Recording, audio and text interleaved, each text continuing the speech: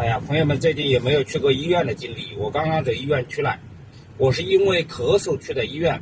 本来我前一段时间就去医院看过，当时医生说我是胃酸反流导致气管有问题，然后咳嗽，给我开了点药，吃了十几天吧，没有效果。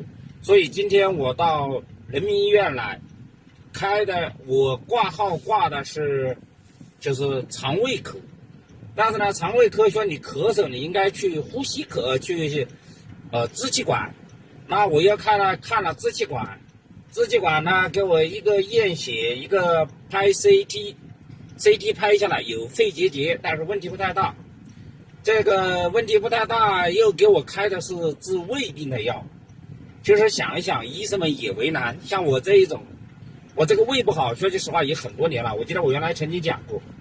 然后呢，也反反复复看了十几次，也没好过。这对于我来说，我已经习惯了，就是每天早晨起来嘴里面很苦。但是我确实没想到，我嘴里面很苦，带回来的一个后果是会出现肺病。这人还没老，就全身性的出了问题。这个，哎呀，真的实在是太难受了。然后呢，到医院来，换过来的另外一个问题是什么？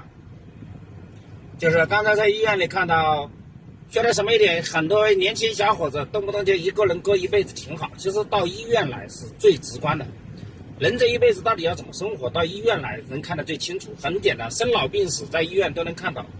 老年人说句实话，一路小跑，跟着儿子的脚步，或者说闺女的脚步在后面，因为他们真的搞不懂，就是到医院来真的搞不懂，不是假的搞不懂。像我今天在医院，我从消化科转到呼吸科，然后再从2楼做验血到1楼验什么？1楼我验的是拍 CT， 然后再拿片子。说句实话，我现在还好啊，现在这个年龄，如果我真的到了70岁，脑子转不过弯来的话，我应该怎么办？我相信我会很迷惑，因为我刚才自己从1楼跑到2楼，然后再跑到负1楼去吃饭的时候，对于我来说，我都问了好几个人才搞明白。如果到了70、80岁，整个人精神完全不在状态，我怎样才能搞明白这个事？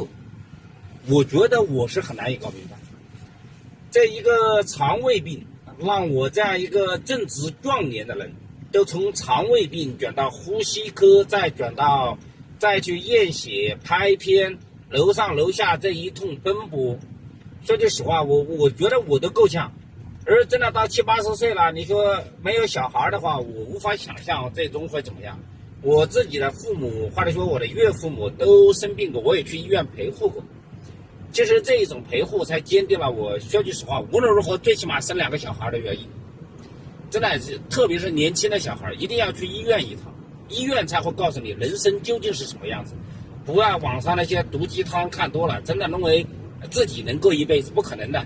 人这一辈子好悠长了，非常的漫长。